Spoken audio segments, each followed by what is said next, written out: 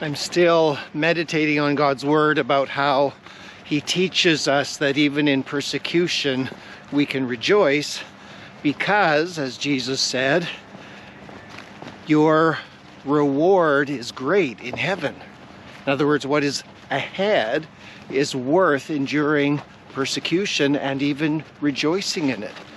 I've been looking at other scriptures, and today I came to Psalm 62, and in verse 5 it says, "For God alone, O my soul, wait in silence, for my hope is from Him." There's so many things about this I love, partly that it simply is a parallel to what Jesus said about rejoicing in persecution because our reward is great in heaven. But partly I love this idea that David is mentoring all of us in how to talk to ourselves. A lot of us let ourselves talk to us. Whatever comes up in our minds or what we think is our own thoughts, we just let it happen. But David mentors doing it the other way, which is talk to yourself and tell yourself the truth. So what David's saying is, he's saying, "Oh my soul," meaning he's talking to his innermost part, and he's saying, "For God alone, wait in silence." Wait for God alone.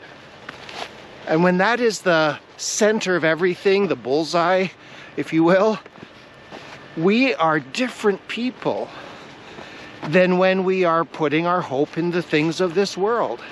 If we put our hope in people liking us, we're going to be in constant turmoil because Jesus said that the world will hate us. David is mentoring us in this by teaching us to counsel our own souls with truth. So in this verse, he says, "For God alone, O my soul, wait in silence, for my hope is from Him." So he's telling his soul, wait in silence. And that's actually one word in the Hebrew. Wait quietly. And the reason that really stood out to me is because I have a hard time with that. My inner mind is constantly talking. It's constantly thinking and figuring things out. There's that hypervigilance that so many people know about, where you just keep thinking. And I come to this and it's telling my soul, wait in silence. And of course that doesn't mean we don't think or we don't talk. It means wait quietly. Don't go constantly complaining to God about every hard thing that happens. Tell Him about it. But don't keep doing that self-justifying talk that, God, my life is so horrible. I'm a victim. Everything that people have done to me is just so horrible. Instead, we wait in silence. Because guess what? We don't actually understand what God knows. That's been one of the most remarkable things to me, probably part of growing up, is you realize our Father in heaven knows things we don't know.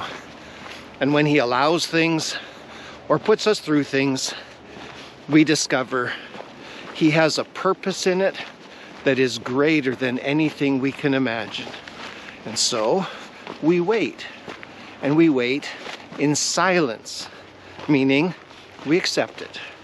And David says, "For my hope is from Him." So he's reminding his soul that my hope, the things I believe about the future, are from Him. God is always present. He is infinite. He is eternal. He does not exist in time because He created time. Time didn't exist until He created it. So God exists beyond time. So when we think of what is ahead for us, that's a measure of time. God exists beyond that.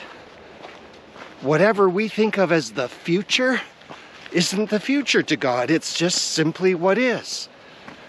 So we can say, my hope is from him who is totally outside this realm of space, time, matter, and energy.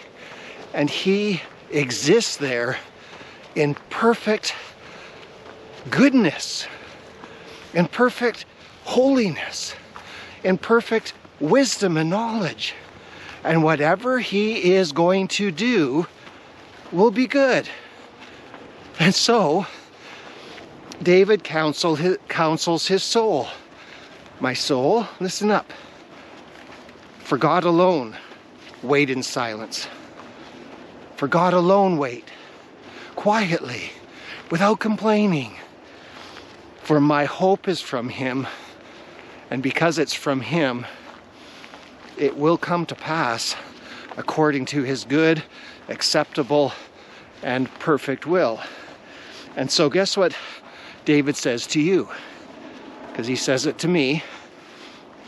He says, trust in him at all times, O people. In other words, because of who he is, keep trusting in him. Pour out your heart before him, which means go ahead and tell him everything that's in your heart. How you're affected by all the evil things going on in the world. Go ahead, pour it out. But God is our refuge for us, meaning that we are always in him. And so our hope is always in him. And what God did with that this morning was that he brought me to the place where I could be quiet.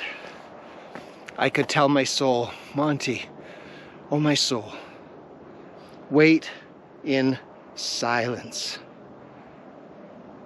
Wait. Don't plan your life. Don't solve your problems. Don't initiate things that are your own good ideas. Wait. Just join God in whatever he does today. And wait in silence. Because your hope comes from him.